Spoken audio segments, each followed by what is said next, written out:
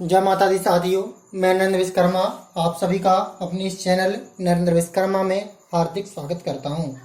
मैं आज आपको मूल्यांकन भाग 2 में मूल्यांकन से संबंधित कुछ विशेष चैप्टर को समझाऊंगा। मैंने इसके पहले आपको मूल्यांकन किसे कहते हैं, मूल्यांकन के प्रकार, मूल्यांकन के जनक, मूल्यांकन के उद्देश्य व आवश्यकता को समझाया था। इस चैप्टर में मैं प्रयास करूंगा कि मूल्यांकन के महत्व, मूल्यांकन के उद्देश्य और मूल्यांकन की विधियों को समझा सकूं। मूल्यांकन का महत्व तो देखते हैं। तो मूल्यांकन का महत्व, हम मूल्यांकन करते हैं अर्थात हम परीक्षाएं लेते हैं। तो हम परीक्षा क्यों लेते हैं, परीक्षा लेने का हमारा उद्देश्य क्या होता है, तो इसे परीक्षा लेने का जो महत्व या लाभ क्या होता है। हम जब परीक्षा लेते हैं स्कूल में तो इसका परीक्षा लेने का लाभ क्या होता है। महत्व और लाभ दोनों एक ही हैं। तो देखें, मूल्यांकन का महत्व निम्न है। शैक्षिक उद्देश्यों की प्राप्ति का ज्ञान होता है, अर्थात हमें जानकारी प्राप्त हो जाती है कि हमारे जो स्कूल का शिक्षा का जिस हेतु हम प्रशिक्षण कार्य करा रहे हैं वह कहाँ तक पूर्ण हुआ है, वह किस सीमा तक पूर्ण हुआ है। इसकी जानकारी हमें किससे प्राप्त होती है, मूल्यांकन के द्वारा।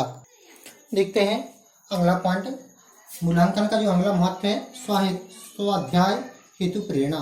अर्थात मूल्यांकन से बच्चे के यदि कम अंक आते हैं और दूसरे बच्चे के अधिक अंक आते हैं तो उस बच्चे के अंदर स्वयं पढ़ने की इच्छा उत्पन्न होती है। यह किसके जरिए संभव होता है, मूल्यांकन के जरिए। सीखने हेतु आवश्यक है, बच्चे को सीखने के लिए हेतु एक महत्वपूर्ण भूमिका निर्वाह करता है। मूल्यांकन यदि हम स्कूल में समय समय पर लेते हैं, दैनिक, साप्ताहिक, अर्थात कहने का तात्पर्य है यदि हम स्कूल में सतत मूल्यांकन ले रहे हैं, सतत मूल्यांकन लेते हैं, तो वहाँ पर जो स्कूल होगा उस स्कूल के बच्चों का जो शैक्षणिक स्तर होगा वो अच्छा होगा, क्योंकि यह सीखने हेतु आवश्यक है। यदि कोई त्रुटि बच्चे के अंदर रह जाती है तो उसकी पूर्ति करता है और बच्चे अच्छी तरह से क्या करते हैं, सीख सकते हैं। अगला पॉइंट है शिक्षण कार्य हेतु उपयोगी। शिक्षण कार्य हेतु उपयोगी का तात्पर्य है हमारे जो शिक्षण की कार्य संरचना होती है, प्रत्येक शिक्षक को जानकारी प्राप्त हो जाती है कि कहाँ तक हमारा पढ़ाना किस हद तक उपयोगी रहा है। यह किसके द्वारा संभव होता है, मूल्यांकन के द्वारा। समूहों के वर्गीकरण में सहायक, समूहों के वर्गीकरण में सहायक, ऐसे हम विभेद कार्य भी कह सकते हैं। हमें मूल्यांकन के माध्यम से ही यह जानकारी होती है कि कौन छात्र ए ग्रेड में है, कौन छात्र बी ग्रेड में है, कौन छात्र सी ग्रेड में है, कौन सा छात्र ए प्लस में है। तो यह इसकी जानकारी हमें कहाँ से होती है, मूल्यांकन के माध्यम से होती है। यह जानकारी कौन देता है, मूल्यांकन देता है। तो हम कह सकते हैं कि मूल्यांकन समूहों के वर्गीकरण में सहायक होता है या छात्रों में विभेदकारी होता है। अगला देखें, विषयगत दुर्बलता की खोज। जहाँ मूल्यांकन लेते हैं तो हमें बच्चों के पता पड़ जाता है कि कौन सा बच्चा हिंदी में, कौन सा बच्चा गणित में, कौन इंग्लिश में अच्छा है, अर्थात उसकी और किस विषय में दुर्बल है। अधिकांश बच्चे गणित में दुर्बल होते हैं, उसके बाद कुछ बच्चे इंग्लिश में दुर्बल होते हैं, कुछ बच्चे समाज विज्ञान में भी दुर्बल होते हैं। तो यह जानकारी हमें किसके माध्यम से प्राप्त होती है, मूल्यांकन के माध्यम से प्राप्त होती है। पाठ्यक्रम में संशोधन हेतु उपयोगी। यदि किसी भी पाठ्यक्रम में बच्चों का जो परिणाम अक्सर न्यूनतम जा रहा है, परिणाम कैसा जा रहा है, न्यूनतम जा रहा है, तो वहाँ पर जो परिणाम पाठ्यक्रम होता है उसमें क्वेश्चन उठने लगता है, क्योंकि सभी बच्चे एक समान नहीं होते। किसी कुछ बच्चों का जो स्तर होता है वो उच्च होता है, तो उसमें पाठ्यक्रम देखा जाता है कि यह जिस आयु के लिए बनाया गया है उस आयु के लिए उपयोगी है कि नहीं है। इसलिए पाठ्यक्रम में संशोधन हेतु उपयोगी भी क्या होता है, मूल्यांकन होता है। मानदंड निर्धारण हेतु भी उपयोगी मूल्यांकन होता है। उपलब्धि, निदान, उपचार तथा परामर्श देने में भी क्या होता है, सहायक होता है। हमें बच्चे की शैक्षणिक स्तर की उपलब्धि की जानकारी होती है। यदि कोई बच्चा कमजोर है तो उसका निदान कर सकते हैं, उपचार कर सकते हैं, उस बच्चे को परामर्श द्वारा सुधारा जा सकता है। तो इन सभी में कौन सहायक होता है, मूल्यांकन सहायक होता है। तो देखते हैं मूल्यांकन की विशेषताएं। तो मूल्यांकन की निम्न विशेषता है। पहली विशेषता है वस्तुनिष्ठता, इसके बाद दूसरी विशेषता है विश्वसनीयता, तीसरी विशेषता है वैधता, विविधकारी, व्यापकता, मूल्यांकन की सुगमता, परीक्षण लेने में सरलता। तो सबसे पहले देखते हैं वस्तुनिष्ठता। वस्तुनिष्ठता क्या है, वस्तुनिष्ठता का तात्पर्य है, ये तात्पर्य नहीं है कि आप कहोगे ऑब्जेक्ट का तात्पर्य से वस्तुनिष्ठता है। वस्तुनिष्ठता का तात्पर्य है जो परीक्षक होता है, परीक्षण करने वाला व्यक्ति परीक्षक कहलाता है। जो परीक्षक लेता है उसमें पक्षपात, भावना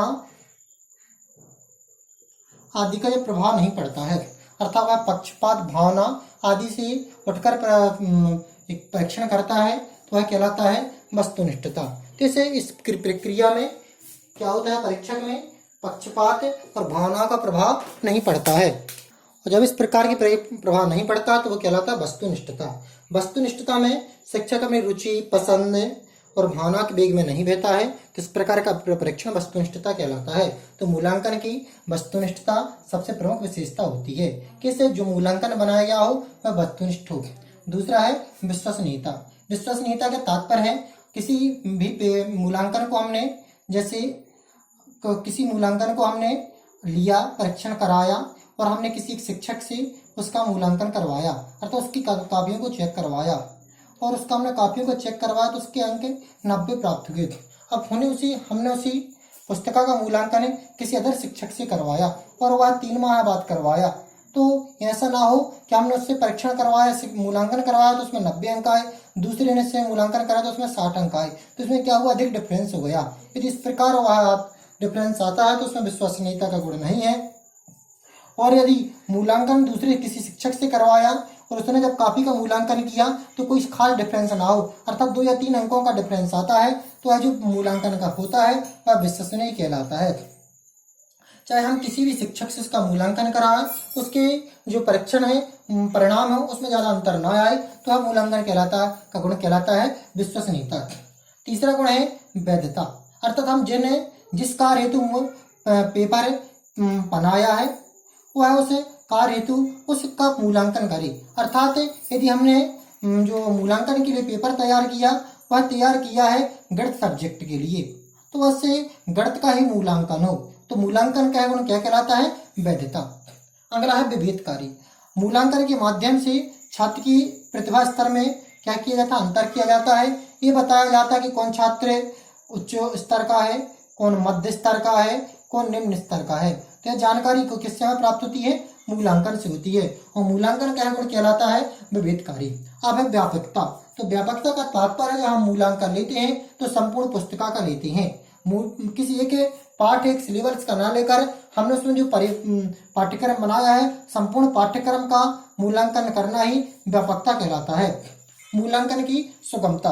आजकल वर्तमान में जो मूल्यांकन लिए जाते हैं या अधिक लिए जाते हैं, जिनमें 4 ऑप्शन दिए जाते हैं और उनकी कुंजी उत्तर पुस्तिका तैयार पहले कर ली जाती है, और इस प्रकार का मूल्यांकन हम जब लेते हैं तो इस प्रकार के मूल्यांकन में सुगमता होती है और टाइम कम लगता है। परीक्षण लेने में सरलता। तो जो मूल्यांकन हो उसमें परीक्षण लेने में सरलता का गुण होना चाहिए, अर्थात परीक्षण कार्य करते और कराने में कोई अधिक समय नहीं लगना चाहिए, अर्थात उसके लिए पहले से नियम और सिद्धांत बने हुए होने चाहिए। तो ये सभी गुण थे। यह था सभी मूल्यांकन की महत्व और विशेषताएं। यदि आपको ये सब जानकारी अच्छी लगी हो तो इस वीडियो को लाइक और चैनल को सब्सक्राइब जरूर करें। एक बार और इसका रिवीजन कर लेते हैं। मूल्यांकन की विशेषता मुख्य रूप से निम्न है: वस्तुनिष्ठता, विश्वसनीयता, वैधता, विभेदकारी, व्यापकता, मूल्यांकन की सुगमता, परीक्षण लेने से सरलता। वस्तुनिष्ठता का गुण कहलाता है जो शिक्षक मूल्यांकन ले, यदि उसमें मूल्यांकन लेते समय पक्षपात, भावना, रुचि, अरुचि आदि का प्रभाव नहीं पड़ता है, तो इस प्रकार का मूल्यांकन वस्तुनिष्ठ मूल्यांकन कहलाता है। विश्वसनीयता का तात्पर्य है यदि हम किसी एक शिक्षक से मूल्यांकन करवाते हैं और 3 माह बाद दूसरे अदर शिक्षक से उसी कॉपी का पुनर्मूल्यांकन करवाते हैं और जिस कॉपी के अंकों में अधिक अंतर नहीं आता है, तो इस प्रकार का गुण कहलाता है विश्वसनीयता। वैधता का तात्पर्य है हमने जिस हेतु पेपर का तैयार किया है यदि वह उसी का मूल्यांकन करता है तो यह गुण कहलाता है वैधता। विभेदकारी का तात्पर्य है छात्रों में उच्च, मध्य, निम्न स्तर की कोटि का अंतर करना। व्यापकता का तात्पर्य है संपूर्ण सिलेबस का मूल्यांकन करना। मूल्यांकन की सुगमता अर्थात मूल्यांकन की जो उत्तर पुस्तिका पहले से तैयार करना और उसमें जो सही क्वेश्चन है उस पर टिक लगाना, वो गलत है उसको अलग निकाल कर रखना, तो इस प्रकार का कहलाता है सुगमता। परीक्षण लेने में सरलता, क्योंकि परीक्षण लेने में सरलता पहले से इसके नियम सिद्धांत बना दिए जाते हैं, जिससे एग्जाम होता तो उसमें निश्चित होता है कि आपका समय रहेगा 3 घंटे का रहेगा। इस प्रकार के इस मूल्यांकन में जो होती है वह ललन में क्या होती है, सरलता होती है। तो ये सभी क्या थी उल्लंघन की विशेषताएं। जय माता दी साथियों।